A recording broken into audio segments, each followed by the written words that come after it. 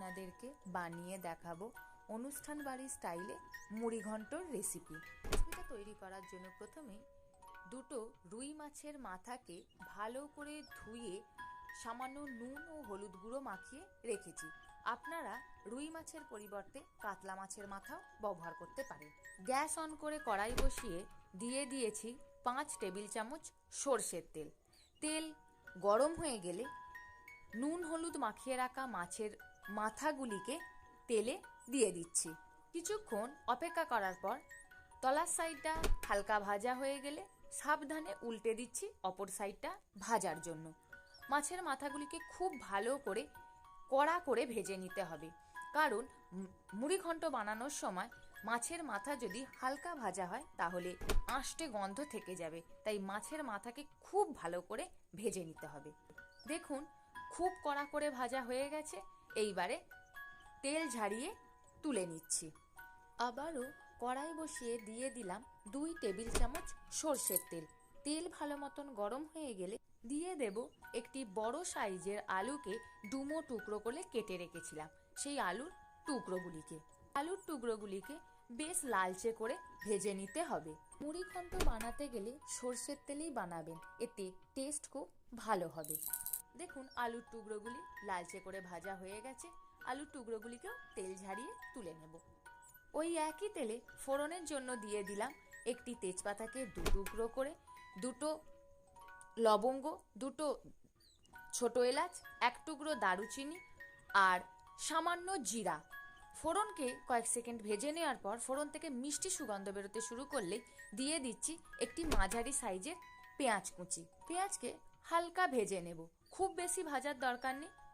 দেখুন পেঁয়াজ হালকা নরম হয়ে এসছে। এই সময় দিয়ে দিচ্ছি 1 টেবিল চামচ আদা রসুন বাটা।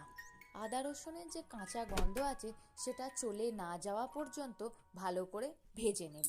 মুড়ি ঘন্ট রান্না করতে গেলে অনেকেই রসুন ব্যবহার করেন না, আপনারা অবশ্যই রসুন ব্যবহার করবেন, মানে রসুন বাটা, তাহলে দেখবেন খেতে দারুণ টেস্টি লাগবে।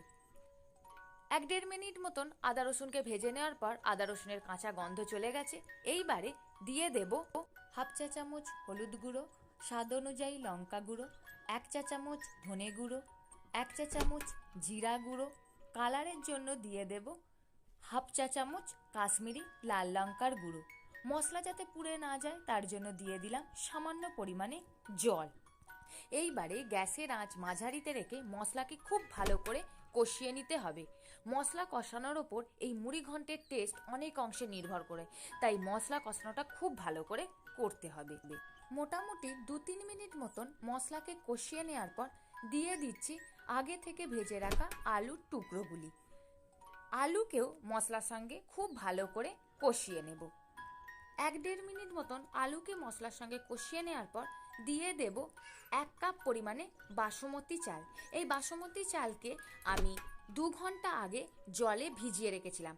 তারপর জল বদলে বদলে ধুয়ে নেওয়ার পর একটি ছাঁকনিতে জল ঝাড়তে দিয়েছিলাম। সেই জল ঝরানো চালকে দিয়ে দিলাম। চালকেও মশলার সঙ্গে খুব ভালো করে কষিয়ে নিতে হবে, তাহলে চালের মধ্যেও মশলা খুব ভালোভাবে ঢুকে যাবে। মোটামুটি 2-3 মিনিট মতন কষিয়ে নেওয়ার পর দিয়ে দিচ্ছি 1 কাপ চালের জন্য 4 কাপ পরিমাণে জল। এখানে আমি গরম জল ব্যবহার করছি। মুড়ি ঘন্ট সামান্য আমি একটু গ্রেভি রাখবো, খুব পাতলা না, সামান্য গ্রেভি রাখবো, তাই 4 কাপ পরিমাণে জলটা ব্যবহার করছি। আপনারা যদি ঝরঝরে মুড়ি ঘন্ট বানাতে চান তাহলে 3 কাপ পরিমাণে জল ব্যবহার করবেন। ঝরঝরে মুড়ি ঘন্ট বানানোর রেসিপি অলরেডি আমার চ্যানেলে দেওয়া আছে, আমি ডেসক্রিপশন বক্সে লিঙ্কটা দিয়ে দেব। আপনারা যদি দেখতে চান প্লিজ চেক করে নেবেন। এর আগে আমি লবণ ব্যবহার করিনি, এখন আমি দিয়ে দেব স্বাদ অনুযায়ী লবণ। আপনারা চেষ্টা করবেন এই সময় লবণটা ব্যবহার করতে। ভালো করে মিশিয়ে নিয়ে গ্যাসের ফ্লেম মাঝারিতে রেখে ঢাকা দিয়ে 8 থেকে 10 মিনিট রান্না হতে দেব, যাতে চাল আর আলু ভালো মতন সিদ্ধ হয়ে যায়। 10 মিনিট পর ঢাকা খুলে চেক করে নিচ্ছি। দেখুন চাল প্রায় 90% মতন সিদ্ধ হয়ে গেছে, আলু একদম সিদ্ধ হয়ে গেছে। এই সময় দিয়ে দেব আগে থেকে ভেজে রাখা মাছের মাথা দুটি খুন্তিতে করে একটু ভেঙে দিচ্ছি। খুব বেশি ভাঙবেন না, তাহলে মুড়ি ঘন্টর মধ্যে কাঁটা ছড়িয়ে যাবে। সামান্য নাড়াচাড়া করে নিয়ে আবারও ঢাকা দিয়ে মোটামুটি 4-5 মিনিট রান্না হতে দেব। 5 মিনিট পর ঢাকা খুলে চেক করে নিচ্ছি। দেখুন চাল একদম সিদ্ধ হয়ে গেছে, আর গ্রেভিটা দেখুন ওপর থেকে বুঝতে পাচ্ছেন হালকা গ্রেভি রয়েছে। এর থেকে আর বেশি ড্রাই করব না। দিয়ে দিলাম হাফ চা চামচ গরম মশলার গুঁড়ো, হাফ চা চামচ ঘি। ভালো করে মিশিয়ে নিলেই তৈরি হয়ে গেল অনুষ্ঠান বাড়ির স্টাইলে স্বাদে গন্ধে ভরপুর মুড়ি ঘন্ট। আপনারা গরম গরম এই মুড়ি ঘন্ট সার্ভ করুন, আর কেমন লাগলো রেসিপিটা জানাতে ভুলবেন না। ভালো লাগলে লাইক শেয়ার করবেন, আর আমার চ্যানেলটিকেও প্লিজ সাবস্ক্রাইব করবেন। আজ এই পর্যন্তই, নমস্কার।